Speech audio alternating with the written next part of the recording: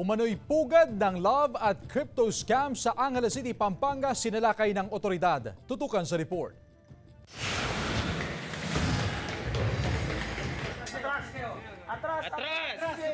Mabilis na inakyat ng mga tauhan ng NBI Pampanga Trio Force Special Mission Group ng Philippine Air Force ang gusaling ito sa Angeles City, Pampanga. Hulid sa akto habang abala sa kanilang mga computer ang nasa 85 individual sa sinalakay na gusali. Ayon sa NBI, isang scam hub ang lugar. Base pa sa tip sa dating sites naghahanap ng target na mga dayuhan ng grupo para mapaibig at mapakagat sa mga bogus na crypto investment. Verify natin yung informasyon na yan.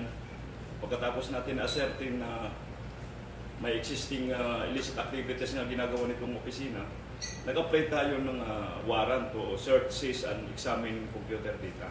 Ang ginagawa ng mga empleyado nila ay pupunta sa social media, ginagamit ng mga dating sites. Nakaharap pa ng NBI ang isa sa mga model na ginagamit ng grupo para makipag-video call at makaakit ng dayuhan sa halagang 25,000 pesos. Naghanap sila ng mga potential investors na foreigners, usually American or European, na usually mga retired ang gusto nila, yung walang ginagawa at alam nila may pension. Pinasusuri ang mga nakumpiskang cellphone at computers sa bisa ng digital warrant para matukoy ang mga dayuhang biktima. Sinisika pa ng GMA Regional TV na makuha ang panig ng mga inaresto na nahaharap sa reklamong Cybercrime Prevention Act at nakakulong ngayon sa NBI Region 3. CJ Torida, One North, Central Luzon.